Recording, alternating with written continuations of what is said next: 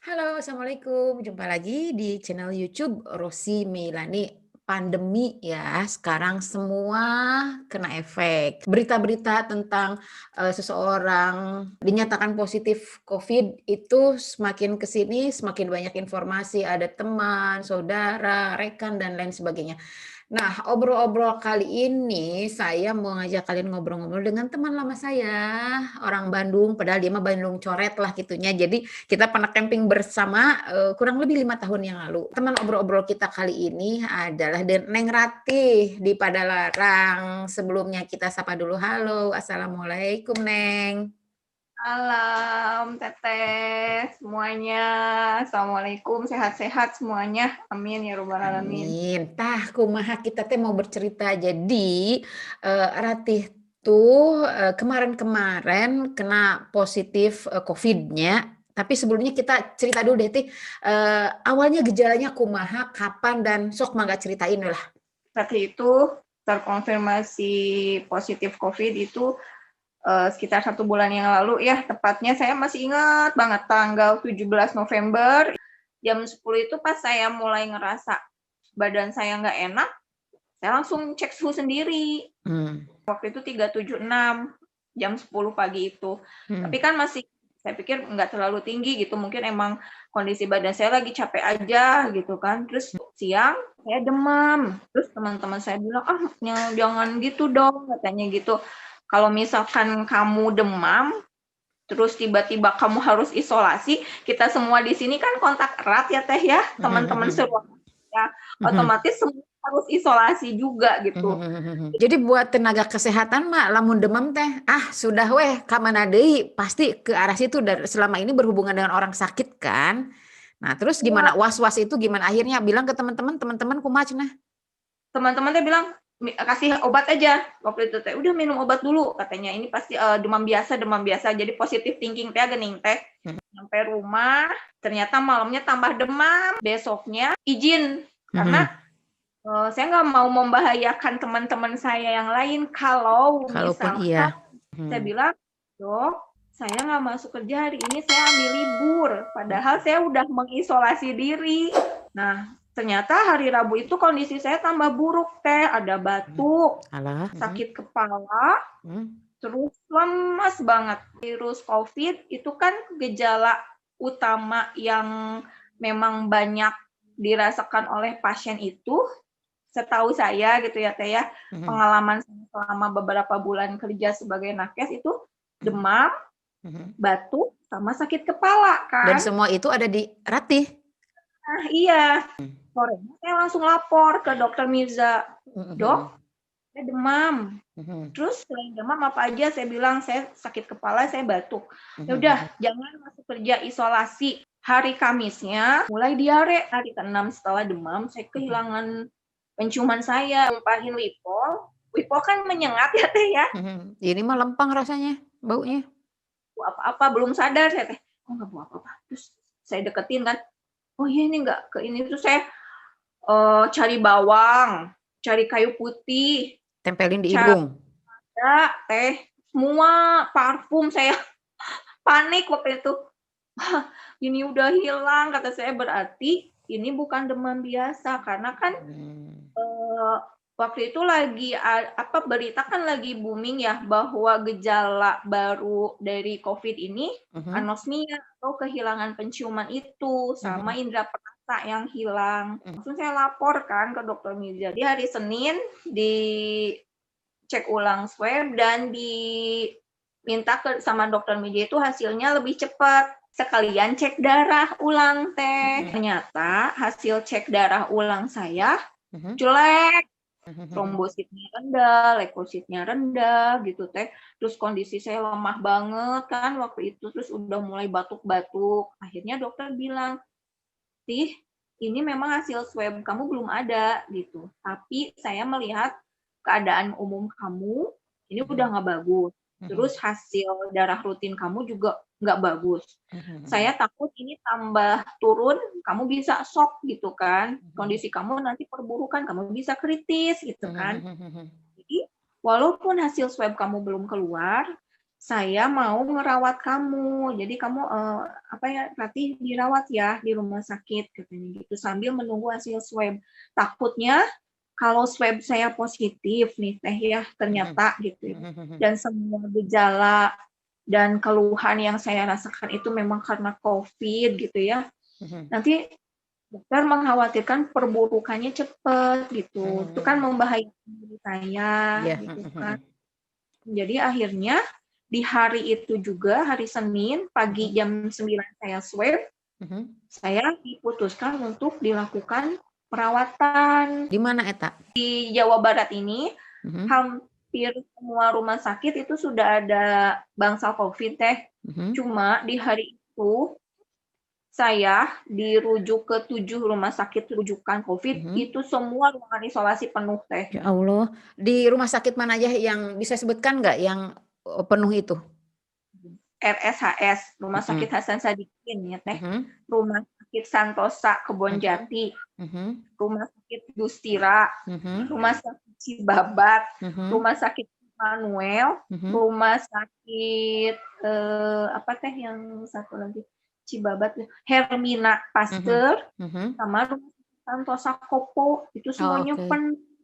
Rotin Oke. Sulu, Rumah Sakit Pusat Paru Teh di Bandung, itu Mmm. penuh. Mhm.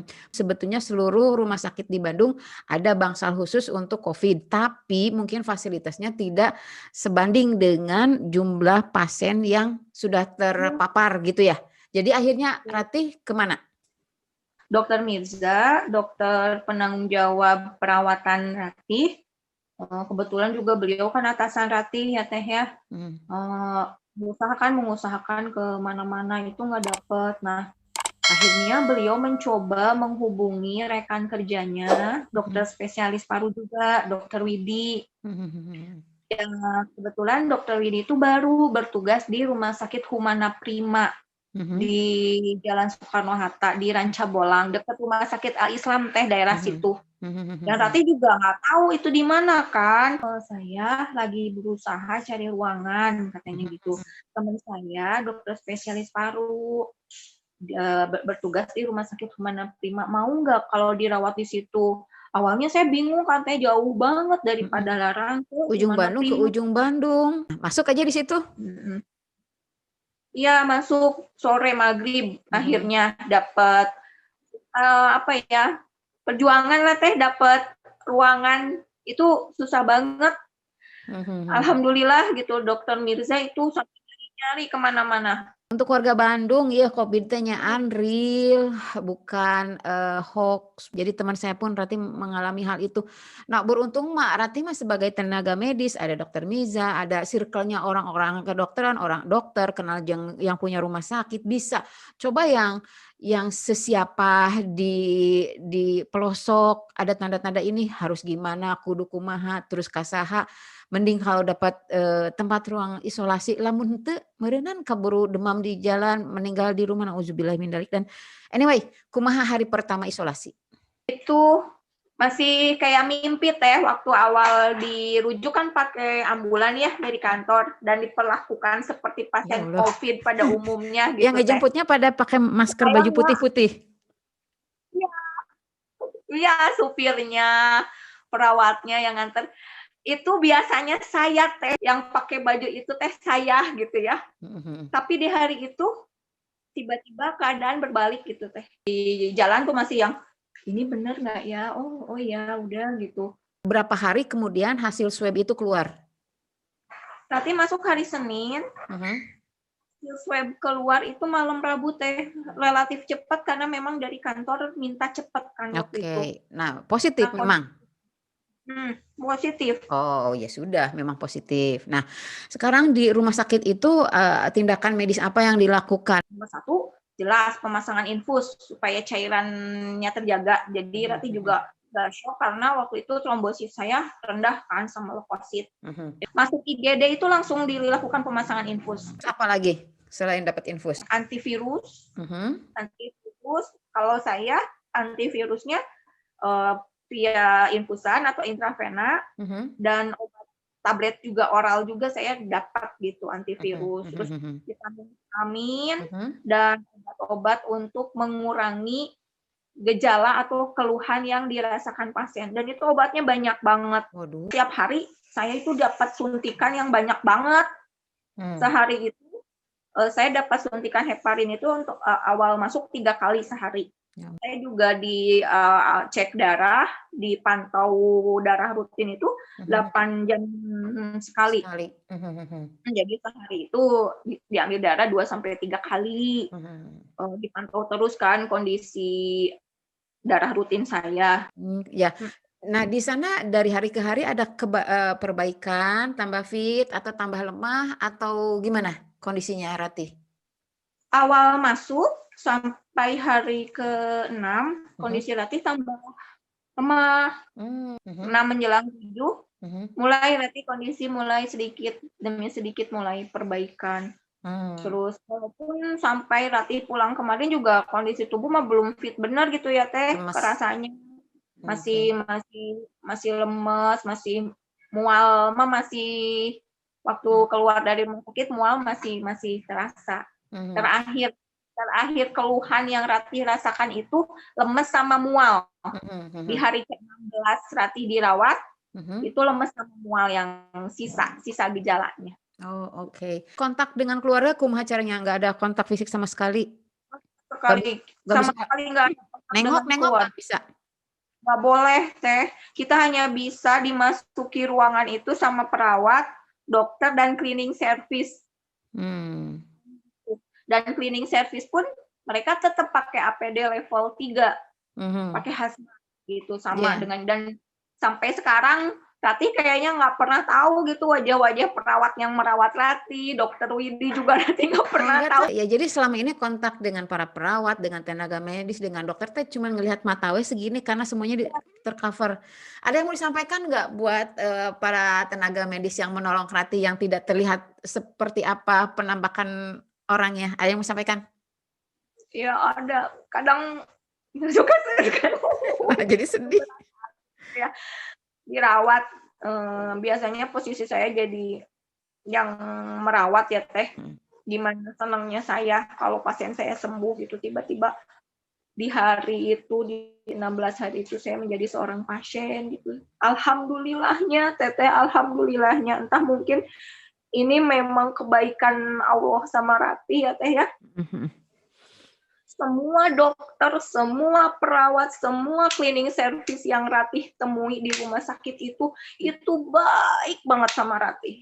Bener-bener baik gitu. Nggak pernah Ratih ngerasain selama 16 hari itu di rumah sakit Ratih dijudesin perawat gitu, nggak pernah gitu. Jadi bener-bener yang ikhlas mereka itu bener-bener yang merawat saya dengan sebaik-baiknya gitu. Jadi alhamdulillah, terima kasih buat semua staf dokter, terutama dokter Widi, spesialis paru, dokter Mirza juga, terus perawat-perawat yang merawat Ratih di Humana Prima, Bapak cleaning service yang suka ngajakin Ratih ngobrol, yang suka mendoakan Ratih, terima kasih banyak gitu. Yang nggak pernah lupa sambil ngepel itu ngajakin Ratih ngobrol, terus nanti habis selesai ngepel, Ibu semangat ya, cepet sembuh, terus dia mau doain Ratih khusus gitu. Ratih ingat banget gitu. Jadi alhamdulillahirabbil alamin, dengan sakit ini saya tahu Allah itu sebenarnya lagi sayang sama Ratih, lagi menunjukkan bahwa semua orang itu mendukung Ratih gitu. Kamu disayangi banyak orang, kamu didoakan banyak orang gitu. Karena kita nggak tahu doa dari siapa yang mustajab, mungkin dari Bapak yang cleaning service itu. Dan apa pelajaran dari ini semua mungkin mau ditunjukkan bahwa aya COVID teh, aya ini benar teman saya yang kena gitu. Ada yang mau disampaikan nggak? Ini saya bicara sebagai mantan pasien ya Teh ya.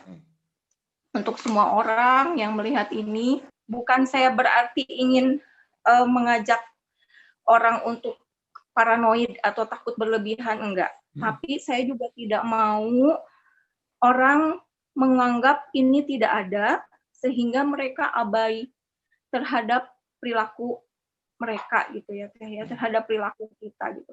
COVID itu ada, dia nyata. Terlepas dari bagaimana dia ada atau dari mana dia ada, wallahu alam, kita nggak akan pernah tahu gitu. Tapi COVID ini nyata, pandemi ini memang betul kita rasakan bersama gitu. Walaupun misalkan orang-orang nggak pernah merasakan, nggak pernah ngelihat tetangganya, saudaranya sakit COVID gitu. Tapi saya sebagai mantan pasien, saya pernah merasakan bagaimana tidak enaknya, tidak nyamannya jadi seorang pasien COVID. Itu saya mohon tolong gitu, kita sama-sama sadar, sama-sama membuka diri kita bahwa pandemi ini nyata, COVID itu ada. Jangan lupa untuk like, comment, subscribe, dan tekan tombol loncengnya supaya kamu tahu next saya upload video apa.